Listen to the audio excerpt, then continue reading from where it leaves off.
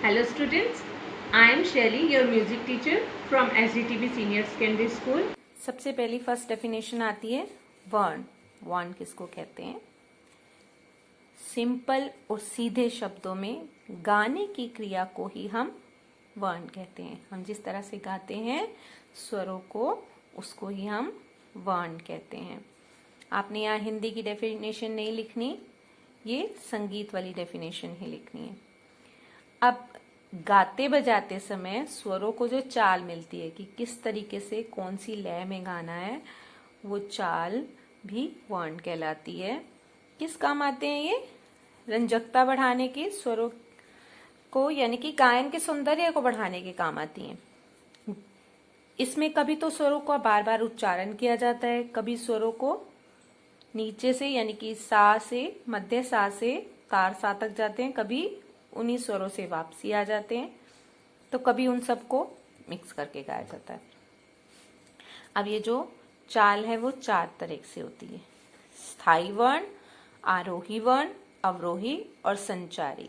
स्थायी वर्ण, इसमें किसी भी स्वर को बार बार रिपीट किया जाता है। वो बार बार रिपीट में 2 टाइम भी हो सकता है, 3 टाइम भी हो सकता है, 4 टाइम भी हो सकता है।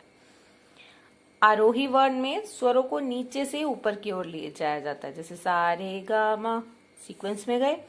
अवरोही में डिसेंडिंग ऑर्डर में आ जाते हैं, सा नी धा पा।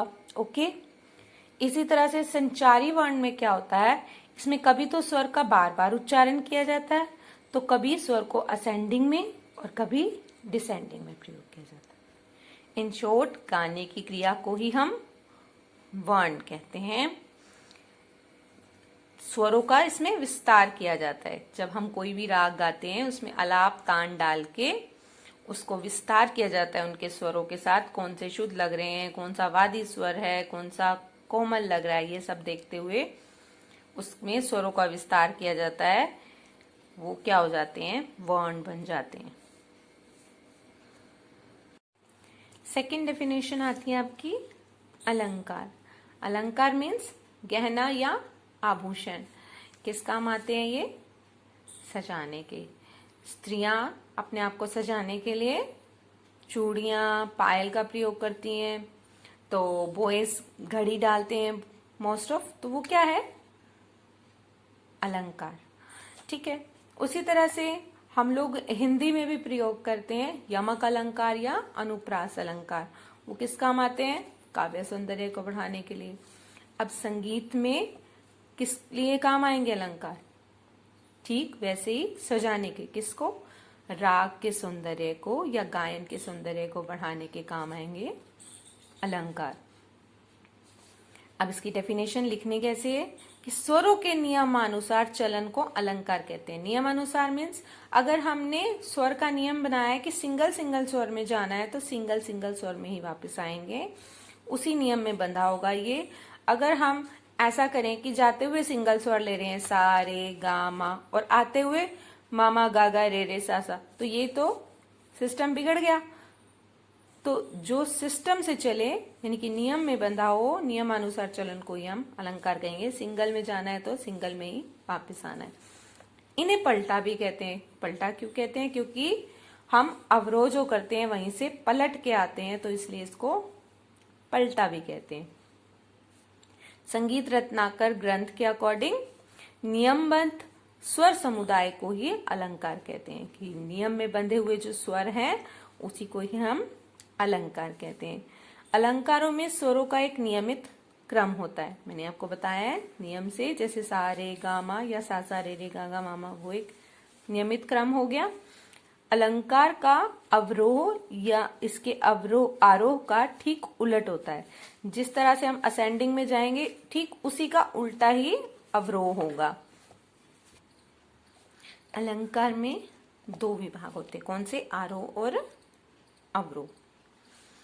वाद्य संगीत के विद्यार्थियों में अलंकार का अभ्यास करने में रचनात्मक प्रवृत्ति बढ़ती है। जो इंस्ट्रूमेंटल स्टूडेंट्स होते हैं वो प्रैक्टिकली बहुत स्ट्रॉन्ग हो जाते हैं। उनकी रचनात्मक यानी उनकी कला की बहुत ज्यादा वृद्धि हो जाती है, और जो उंगलियां हैं वो इस इंस्ट्रूमेंट पर घूमने योग्य हो जाती है। मीन्स उनकी कहाँ कौन सा स्वर है, कैसे लगाना है उसकी प्रैक्टिस हो जाती है, इसलिए गायन में अलंकारों का बहुत महत्व है।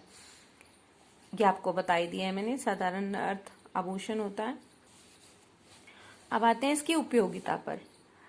राग की सुंदरता बढ़ाने में काम आते हैं ये, मैंने आपको बताया है कि गायन में राग के सौंदर्य को बढ़ाने में काम आती है। नियमित अभ्यास से संगीत के विद्यार्थी को स्वर और लय का ठीक ज्ञान होता है। अगर वो नियम से प्रैक्टिस करते रहें इसी स्वरों की, तो उनको क्या होता है, स्वरों की पहचान हो जाती है कि कौन सा स्वर कहाँ लगाना है और किस लय में इसको बजाना है और गाना भी किस लय में है। अलंकारों के अभ्यास से और क्या होता है, एक तो राग में आलाप तान जो लगती हैं उसमें रचनाओं में बहुत ही बड़ी सहायता मिलती है। राग के सौंदर्य को आलाप तान के रूप में जो अलंकार डाले जाते हैं उसकी रचनाओं में बहुत ही सहायता मिलती है। बहुत ही सुंदर तरीके से उसमें प्रयोग किए जाते हैं कि शुद्ध कोमल या वादी संवादी का ध्यान रखते हुए प्रयोग किए जाते हैं। इसके अभ्यास से स्वरों का लगाव, स्वरों का आपस में संबंध, गाने में लोच और रस आ जाता है। अब कौन से स्वर वादी हैं, कौन से विवादी हैं, उस सबको देख के स्वरों को लगाने का तरीका, स्वरों का आपस में क्या संबंध है कि किस स्वर के बाद क्या आना चाहिए, स्वर संगतियां बनी होती हैं इसकी। और गाने में क्या होता है, गाते हुए उनके गले में लोच आ जाती है, गला बहुत सद जाता है और उसमें रस आ जाता है। ठीक है, इस प्रकार से अलंकार कौन कौन से, इसके महत्व किससे और अधिक बढ़ जाता है, किसमें, इंस्ट्रूमेंटल में। यह भी आपने पढ़ा है कि उसकी उंगलियां इंस्ट्रूमेंट पर सध जाती हैं और रचनात्मक प्रवृत्ति बढ़ती है, उनकी प्रैक्टिस जो होती है प्रैक्टिकली वो बढ़ जाती है। ये कुछ अलंकार हैं, आप इनको याद कर सकते हो, 2-3 अलंकार। डबल स्वर, इसमें सिस्टम है सा रे गा फिर रे गा मा, यानी कि पहले सा रे गा, सा के बाद रे की बारी आती तो रे से उठाया रे गा मा, फिर गा की बारी आती है गा मा पा। इस तरह से सिस्टम से ये स्वर है।